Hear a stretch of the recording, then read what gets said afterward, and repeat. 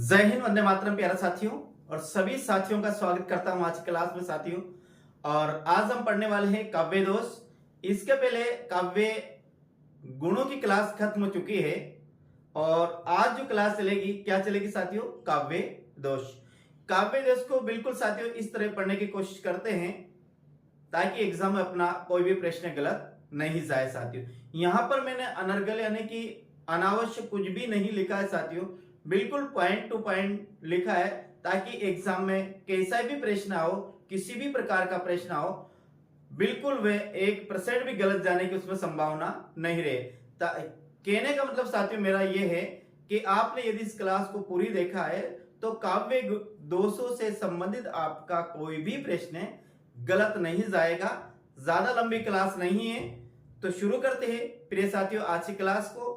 और आज हम पढ़ने वाले हैं, क्या पढ़ेंगे, काव्य दोष पढ़ेंगे साथियों। वैसे देखो, दोष का यदि हम साधारण भाषा में अर्थ देखते हैं तो दोष किसे कहते हैं। दोष का अर्थ क्या होता है साथियों, बुराई।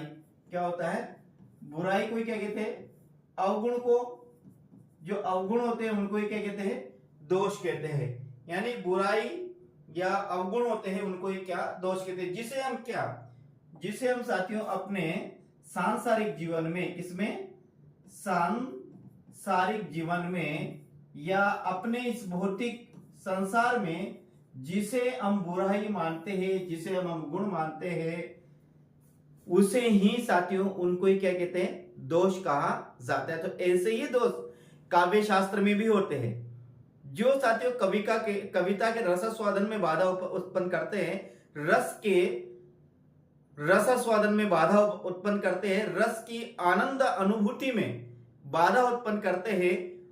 ऐसे जो तत्व होते हैं, ऐसे जो शब्द होते हैं कविता में या काव्य में, उनको ही काव्य दोष कहा जाता है। देखिए इनकी परिभाषा की बात करते हैं अपन साथियों।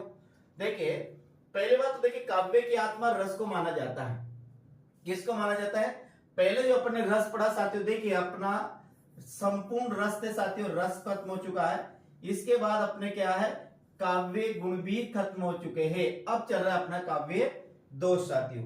तो रस में अपन ने देखा कि रस को काव्य की आत्मा माना जाता है। तो रस के उत्कर्ष में बाधा उपस्थित करने वाले तत्वों को काव्य दोष कहा जाता है।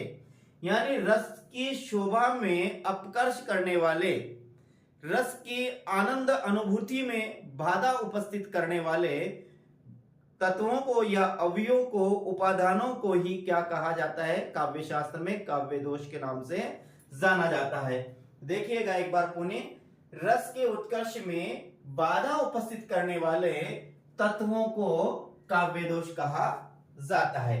आगे फिर परिभाषा, कविता के रसास्वादन में, यानी जब कविता का रसास्वादन करते हैं, कविता का जब आनंद हम लेते हैं, तो उस समय रसास्वादन के समय, आनंद अनुभूति के समय बाधा उपस्थित करने वाले तत्वों को ही काव्य दोष कहा जाता है। इसको बिल्कुल सरल तरीके से समझिएगा आप।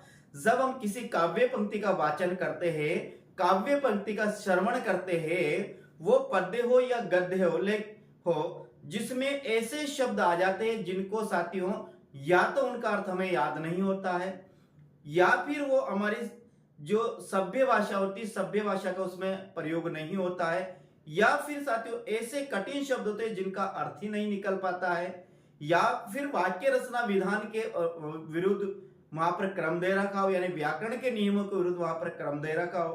तो इस प्रकार से यदि किसी काव्य पंक्ति में ऐसे शब्द आते हैं तो उन शब्दों को ही साथियों साहित्य में, एक काव्य शास्त्र में काव्य दोष के नाम से जाना जाता है। प्रिय साथियों देखिएगा, रस के उत्कर्ष में बाधा उपस्थित करने वाले तत्वों को काव्य दोष कहा जाता है।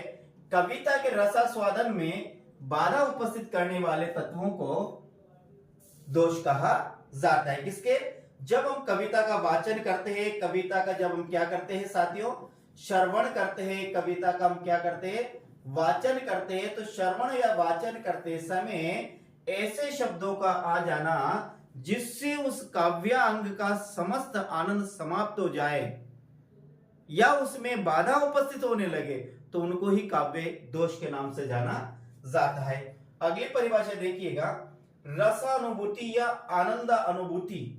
जब हम रस की अनुभूति करते हैं या जब रस का हम आनंद लेते हैं या जब रस का हम आस्वादन करते हैं, क्या जब रसानुभूति हमें प्राप्त होती है, जब रस की आनंद अनुभूति हमें प्राप्त होती है, जब रस का आनंद लेते हैं तो उस समय उद्वेग यानी बाधा, उद्वेग यानी बाधा, उस समय उद्वेग उपस्थित करने वाले जो कारक होते हैं उन्हें काव्य दोष के नाम से जाता है। यानी रसानुभूति और आनंद अनुभूति में बाधा उपस्थित करने वाले जो कारक होते हैं, जो तत्व होते हैं, जो अंग होते हैं, जो शब्द होते हैं साथियों, उन शब्दों को ही काव्य शास्त्र में काव्य दोष के नाम से जाना जाता है। तो देखिएगा, काव्य की आत्मा रस को माना जाता है।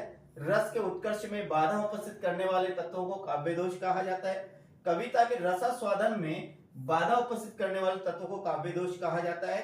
रसानुभूति या आनंद अनुभूति में उद्वेग उपस्थित करने वाले कारक को काव्य दोष कहा जाता है। जैसे इनको साथियों एक साधारण पंक्ति के साथ समझते हैं।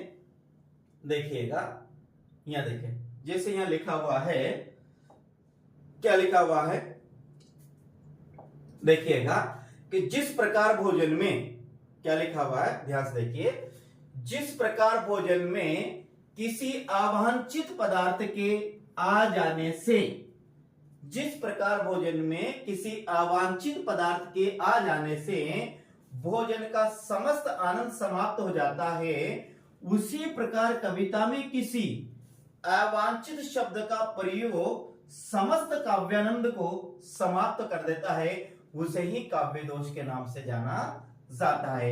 यानी कि देखो, अपने लिखा है कि जिस प्रकार हम भोजन करते हैं, भोजन करते वक्त भोजन में किसी अवांछित पदार्थ का गिर जाना, जैसे मक्खी का गिर जाना, बाल का गिर जाना, भोजन में कंकड़ का आ जाना, इस प्रकार की यदि कोई इस प्रकार की अवांछित पदार्थ यदि किसमें भोजन में गिर जाए साथियों, तो उस समय जो भोजन का में आनंद आता है वह आनंद छूमंतर हो जाता है, तुरंत वो समाप्त हो जाता है। तो ये उसी प्रकार, जिस प्रकार भोजन में अवांछित पदार्थ भोजन के आनंद को समाप्त कर देता है, उसी प्रकार ऐसे शब्द जब हम कविता का रसास्वादन करते हैं, उसकी आनंद अनुभूति करते हैं, उसकी रसास्वादन करते हैं, रसा अनुभूति करते हैं, आनंद अनुभूति करते हैं कविता का, तो उसमें ऐसे पदार्थ, ऐसे शब्द आ जाते हैं जो रसा अनुभूति का आनंद ही समाप्त कर देते हैं। तो ऐसे शब्दों को ही काव्य शास्त्र में क्या दोष के नाम से जाना जाता है क्या साथियों। फिर आगे देखिएगा, लेकिन क्या होता है, कभी कभी, यहां लिखा है कभी कभी अज्ञानता तरणी साथियों, यहां अज्ञानता वश, क्या है, अज्ञानता वश, ये अज्ञानता तन्या आप लिखेंगे यदि आप नोट्स बना रहे हो तो, अज्ञानता वश या फिर त्रुटि से, भूल से या असावधानी वश, यानी अज्ञानता वश, त्रुटि से, भूल से या असावधानी वश अथवा छंद की मात्रा पूर्ति या तुक मिलाने के लिए ऐसे शब्दों का प्रयोग कर बैठता है जो काव्यानंद को समाप्त कर देता है, उसे काव्य दोष के नाम से जाना जाता है। कभी कभी ऐसा भी होता है साथियों कि जो कवि रचना करता है, कविता लिखता है, तो वह उस कविता में छंद की मात्रा पूर्ति के लिए या वर्णों की पूर्ति के लिए या उसमें तुक मिलाने के चक्कर में या उसे ले मिलाने के चक्कर में कभी कभी साथियों या तो अज्ञानता से ऐसे शब्दों का प्रयोग कर बैठता है या फिर वो जानबूझकर भी ऐसे शब्दों का प्रयोग कर बैठता है, किसके, मात्रा पूर्ति के लिए, छंद में मात्रा पूर्ति के लिए या तुक मिलाने के लिए ऐसे शब्दों का प्रयोग कर बैठता है, जिससे क्या होता है, अपना काव्यानंद यानी काव्य का जो आनंद है, कविता का जो आनंद है, कविता का जो रसास्वादन है, कविता की जो आनंद अनुभूति है, वह क्या हो जाती है, समाप्त हो जाती है। तो ऐसे शब्दों को काव्य शास्त्र में किसके नाम से जाना जाता है प्रिय? उनको ही किस नाम से जाना जाता है? उनको ही काव्य दोष के नाम से जाना जाता है। तो उम्मीद करता हूं साथियों कि आपको काव्य दोष की परिभाषा वैसे आपको आती है, लेकिन अब आपका जितनी भी यदि कोई डाउट है तो वो डाउट मेरे हिसाब से समाप्त हो चुके होंगे। साथियों आशा करता हूं कि यदि चैनल पर आप पहली बार हो चैनल को जरूर सब्सक्राइब करेंगे, साथ साथ इसको अधिक से अधिक शेयर करेंगे, ताकि साथियों कम से कम उन विद्यार्थी के पास जरूर पहुंचे ये साथियों जिनको कोचिंग करने के बाद भी यदि कोई चीज समझ में नहीं आती है, तो मैं पूर्ण विश्वास दिलाता हूं आपको कि आप यदि ये क्लास आपने देखी, जो भी क्लास है मेरे YouTube चैनल तो आप यदि आप देखते हो तो आपको जो भी साथियों परेशानी आ रही है वो परेशानी निश्चित रूप से दूर होगी। बस आप क्लास को नियमित देखे रहिएगा और उम्मीद करता हूं कि वीडियो को आप अधिक से अधिक शेयर करेंगे प्रिय साथियों। आगे हम बात करते हैं। अब देखिएगा रस का जो दोष है, कितने दोष है साथियों, उन दोषों को अपन यहाँ पर देखते हैं। देखिएगा यहाँ लिखा है काव्य दोषों के प्रकार। साथियों क्या लिखा हुआ है? काव्य दोषों के प्रकार। लगभग साथियों अपने जो सिलेबस में है तो काव्य दोष 7 काव्य दोष दे रखे। कितने दे रखे? 7 काव्य दोष दे रखे। एक एक करके सभी यहाँ पर काव्य दोषों का हम अध्ययन करेंगे। पहली बात करते हैं श्रुति कटुत्व। देखिए श्रुति कटुत्व का संधि विच्छेद करते हैं साथियों, तो इसके ये दो शब्दों से बना, एक बना है श्रुति और एक बना है साथियों कटु। क्या बना है? श्रुति, श्रुति का मतलब होता है साथियों सुनना। क्या होता है? सुनना। कटु का मतलब होता है कड़वा या फिर साथियों कड़वे या फिर साथियों कानों को अप्रिय लगने वाले शब्द। कानों को अप्रिय लगने वाले क्या है? शब्द साथियों। तो श्रुति कटु सुनने में कड़वे लगने वाले शब्द। अब देखिएगा कर्णकटु टे वर्गीय परुष या पुरुष नहीं साथियों, यहां लिखना परुष। क्या लिखना है आपको? लिखेंगे परुष। टे वर्गीय परुष वर्णों का प्रयोग। श्रुति कटुत्व दोष कहां पर होगा? जहां पर साथियों हम वर्णमाला पढ़ते हैं, वर्ण विचार पढ़ते हैं हिंदी में, तो स्पर्श व्यंजनों की संख्या 25 है। उन व्यंजनों को 5 वर्गों में बांटा। एक वर्ग आता है टे वर्ग, जिसे मूर्धन्य वर्ण कहा जाता है, मूर्धन्य व्यंजन कहा। तो मूर्धन्य व्यंजन में यानी कि ट ठ ड ण, इन 5 वर्णों का जहां पर भी प्रयोग होगा साथियों अधिक मात्रा में, वहां पर श्रुति कटुत्व दोष होगा। कर्ण कटु यानी कान को कड़वे लगने वाले, कान को अप्रिय लगने वाले, और कौन कौन से? टे वर्ग में आने वाले 5 व्यंजन। वैसे साथियों नया होता है 5वां व्यंजन, उसका इसमें अपवाद मिलता है कहीं कहीं, लेकिन 4 आप मानिएगा ट ठ ड और न। इन चारों में से यदि कोई भी वर्ण आता है साथियों वहां पर, तो वहां पर श्रुति कटुत्व काव्य दोष होता है। इसके बाद अगला आता है ग्रामत्व दोष। ग्राम का मतलब होता है साथियों गांव, और गांव का यदि अपन लिखते हैं तो ये होता है ग्रामीण, यानी गांव। क्या होता है? गांव। ग्राम का क्या होता है? तद्भव होता है, वो होता है गांव। और गांव को हम क्या कहते हैं? ग्रामीण भी कहते हैं। तो यहां क्या लिखा हुआ है? ग्रामीण भाषा के शब्दों का प्रयोग। देखिए साथियों काव्य शास्त्र में ग्रामीण भाषा के शब्दों का प्रयोग नहीं किया जाता है, इसमें साहित्यिक भाषा का प्रयोग किया जाता है। लेकिन कभी क्या होता है अज्ञानतावश या भूल से या त्रुटि से, या फिर अपने आगे पढ़ा कि मात्रा पूर्ति के लिए या तुक मिलाने के चक्कर में वो साथियों ग्रामीण भाषा के शब्दों का प्रयोग कर बैठता है। ग्रामीण भाषा के शब्दों का प्रयोग कर बैठता है। ऐसे शब्द जिनको साथियों काव्य शास्त्र में स्थान नहीं दिया गया है, साहित्य में स्थान नहीं दिया गया है, तो ऐसे यदि वो ग्रामीण भाषा के शब्दों का प्रयोग कर बैठता है, वहां पर ग्रामीण भाषा के शब्दों का प्रयोग आता है, प्रयोग दिखाई देता है, प्रयोग होता है, तो वहां पर क्या होता है? ग्रामत्व दोष होता है। यहां पर एक एक गुण को साथियों बिल्कुल डिटेल से पढ़ेंगे, उदाहरण सहित पढ़ेंगे, परिभाषा उदाहरण की व्याख्या सहित पढ़ेंगे। लेकिन यहाँ पर जो 7 को एक बार हम देखते हैं। इसके बाद जो अगला आता है अपने साथियों, वो अगला आता है अक्रमत्व दोष। देखिए यहाँ अक्रम का मतलब होता है 1 2 3 4, ये क्रम है। लेकिन यहाँ अक्रम यानी कर्म विधान होना, क्रम के विपरीत होना, क्रम के विपरीत होना। यह लिखा हो गया वाक्य रचना विधान के विपरीत शब्द प्रयोग। वाक्य रचना विधान के विरुद्ध शब्द प्रयोग। वाक्य रचना कैसे साथियों? वाक्य रचना ये है कि हिंदी में पहले क्या आएगा? कर्ता, कर्ता के बाद क्या आएगा? कर्म, और कर्म के बाद क्या आएगी साथियों? क्रिया। ये हिंदी के वाक्य रचना इस आधार पर की जाती है कि पहले कर्ता आएगा, फिर कर्म आएगा, फिर क्रिया आएगी, फिर कर्ता के साथ कर्ता के कारक चिन्ह आएंगे, कर्म के साथ कर्म के कारक चिन्ह आएंगे, और फिर क्रिया के बाद जो सहायक क्रिया उसकी समापिक क्रिया वो आएगी। लेकिन यदि कर्ता, कर्म और क्रिया के विधान, क्रिया के विपरीत वाक्य रचना हो, यानी कि मान लेते पहले उसने कर्म दे रखा है, कर्म के स्थान पर कर्ता दे रखा है, या उसने साथियों यहाँ पर क्रिया दे रखी, यहाँ कर्म दे रखा है, आगे कर्ता दे रखा, तो ये साथियों वाक्य रचना विधान के विपरीत यदि शब्दों का प्रयोग हो तो वहां पर क्या होता है? अकर्मत्व काव्य दोष होता है। इसके बाद अगला जो अपने दोष आता है साथियों, एक आता है दुष्कर्मत्व काव्य दोष। क्या आता है? दुष्कर्मत्व काव्य दोष। अब दुष्कर्मत्व काव्य दोष को यूं समझिएगा, लोक या शास्त्र के विरुद्ध वर्णन हो। लोक या शास्त्र के विरुद्ध वर्णन कैसे हो? नियम के अनुसार, लौकिक संसार के नियम के अनुसार यदि वाक्य रचना, यदि कविता में लौकिक नियमों का पालन नहीं किया गया है, शास्त्रीय नियमों का पालन नहीं किया गया है, इस प्रकार से यदि किसी का वर्णन कर दिया जाए तो वहां पर होगा साथियों, कौन सा होगा? दुष्कर्मत्व काव्य दोष। क्या होगा? दुष्कर्मत्व काव्य दोष। अब देखिए यहाँ दुष्कर्मत्व है, तो यहाँ दु का मतलब आपने समझ लीजिएगा, पहली बात मानिए, दो नहीं चार दे दो, ऐसे याद रखो इसको। दुष्कर्मत्व का मतलब है दो नहीं चार दे दो।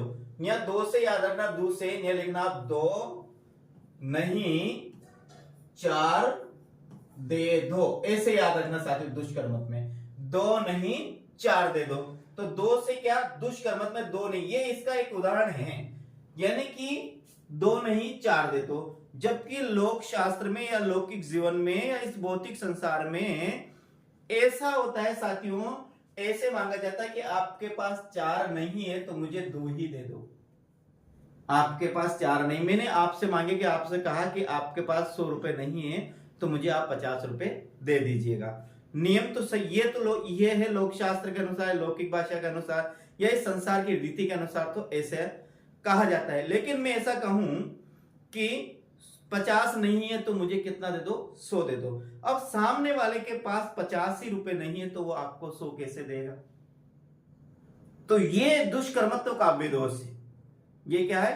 दुष्कर्मत्व दोष। ऐसा होना चाहिए कि आपके पास यदि 100 रुपए नहीं है तो मुझे 50 रुपए दे दिए, या मैं 50 में संतुष्ट हो जाऊंगा। लेकिन यदि मैं उस समय कहता हूं कि नहीं, 100 आपके पास 50 नहीं है तो मुझे 100 दीजिए, तो ये इस प्रकार से यदि कहीं पर वर्णन है, यानी कि मान लीजिए कि छोटी चीज को बड़ी चीज बताया जाए, या उपमेय, यानी कि मान लेते उपमान बड़ा, उपमान प्रसिद्ध हो लेकिन उपमेय से उसे तुच्छ बताया जाए, उपमेय से उसे तुच्छ बताया जाए, जो जितना तेज नहीं चल सकता उससे ज्यादा, मान लेते अपन लोग कहते हैं कि साइकिल से मोटरसाइकिल से साइकिल तेज भागती है, मोटरसाइकिल से साइकिल तेज भागती है। अब ध्यान रखिएगा, मोटरसाइकिल से साइकिल तेज नहीं भाग सकती है, फिर भी कहने वालों ने कह रहा कि नहीं, मैं गारंटी देता हूं साइकिल तेज भागती है, तो फिर यह दुष्कर्मत्व काव्य दोष है।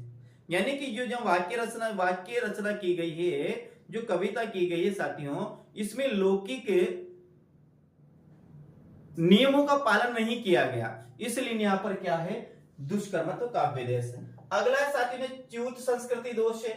ये होता है व्याकरण के विरुद्ध शब्द प्रयोग करना। अब व्याकरण विरुद्ध शब्द प्रयोग कैसे करना? देखिए, एक आया था ना वाक्य रचना के विरुद्ध आया था, और वाक्य रचना के विधान के विपरीत आया था, एक आया था व्याकरण के विरुद्ध। अब यहाँ दोनों में समझना, यहाँ वाक्य रचना का मतलब यह है कि पहले कर्ता आएगा, कर्ता के बाद कर्म आएगा, कर्म के बाद क्या आएगी? क्रिया आएगी। ये तो हुई वाक्य रचना। अब व्याकरण के नियम के विरुद्ध ये है कि जैसे मैं पढ़ा रहा हूं, तो यदि किसी ने लिख दिया कि साथियों बजरंग पढ़ाती है, क्या लिख दिया? बजरंग पढ़ाती है, तो ये व्याकरण के नियमों के विरुद्ध वाक्य रचना की गई है। अब यहाँ न्यू आता साथियों पढ़ाती नहीं है, यहाँ पर न्यू आता पढ़ाता है, तो ये सही था। लेकिन उसने क्या लिख दिया यहाँ, बजरंग पढ़ाती है, तो ये पढ़ाती नहीं आएगा, नहीं आएगा, पढ़ाता है। यदि इस प्रकार का आता है, बजरंग पढ़ाती है साथियों, तो ये व्याकरण के नियम में विरुद्ध है, यानी कि इस वाक्य रचना में व्याकरण के नियमों का ध्यान नहीं रखा गया, शुद्ध शब्दों का ध्यान रह गया, यानी कर्ता के साथ क्रिया कैसी आएगी यह ध्यान नहीं रखा गया साथियों। तो यहां पर क्या होगा, च्युत संस्कृति दोष होगा, ये आपको ध्यान रखना। एक आता है क्लिष्ट, और क्लिष्ट का अर्थ क्या होता है, कठिन होता है। क्लिष्ट का अर्थ क्या होता है, कठिन।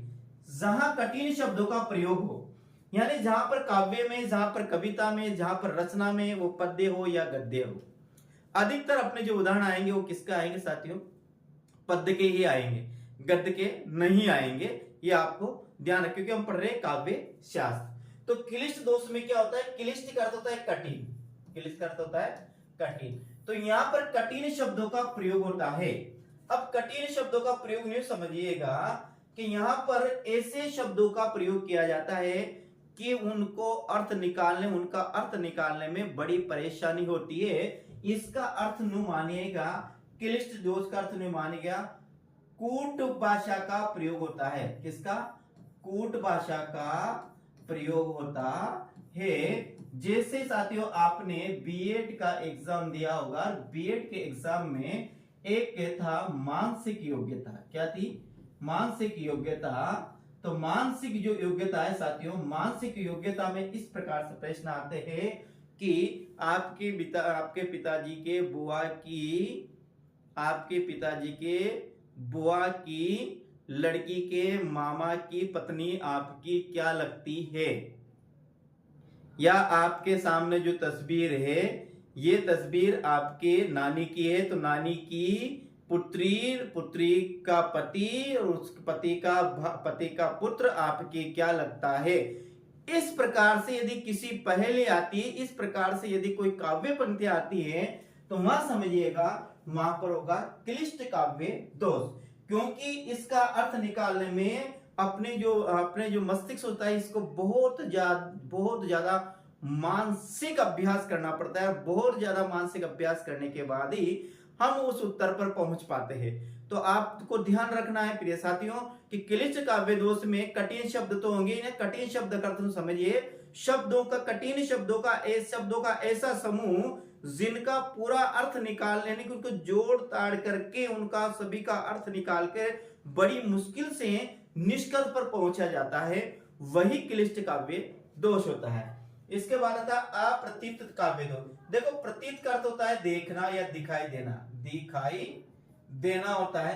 प्रतीत यानी ए का मतलब नहीं, जहां प्रतीत नहीं हो, जहां पर दिखाई नहीं दे, यानी किसी शब्द का अर्थ जहां पर प्रतीति नहीं हो, आपने आता ही नहीं हो, अपन उस शब्द का अर्थ पता ही नहीं हो, वो शब्द अपन ने पहली बार देखा है जीवन में, कभी उस शब्द को देखा ही नहीं और देखा ना ही सुना है, ऐसे शब्दों का यदि वाक्य में प्रयोग होता है, काव्य पंक्तियों में प्रयोग होता है, जिनको ना देखा ना कभी अपन ने सुना, यदि ऐसे शब्द कहीं पर आते हैं तो साथियों अपन ने उस शब्द को सुन रखा है, लेकिन हाँ कभी कभी ऐसे उस शब्दों को अपन सुन भी रखा है और उसका वाक्य में प्रयोग भी कर रखा है, लेकिन अपनी जो भाषा है उस भाषा के हिसाब से अपने उसका प्रयोग कर रखा है, उस भाषा के हिसाब से अपने उसका प्रयोग कर रखा है, और उस काव्य पंक्तियों में उस शब्द का अन्य ही अर्थ निकलता है, तो वहां पर क्या होता है, अप्रतीत काव्य दोष होता है। यानी विषय या व्यवसाय विशेष में प्रचलित शब्दों का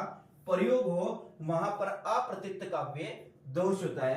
तो प्रिय साथियों आपको ध्यान रखना है, ये जो 7 दोष है यही अपने पाठ्यक्रम में है 7 दोष, और यही यानी कि यही अपने सिलेबस में 7 ही दोष, और 7 ही दोषों को अपने यहाँ एक एक लाइन में पढ़ा है साथियों, और मैंने मेरे हिसाब से इसको पूरी अच्छी तरह से समझाने की आपको कोशिश की है।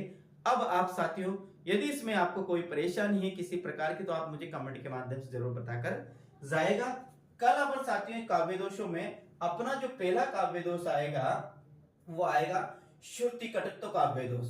यानी कल अपन एक एक काव्य दोष को बिल्कुल आसानी से उदाहरण सहित, परिभाषा सहित, उदाहरण की व्याख्या सहित हल करने की कोशिश करेंगे।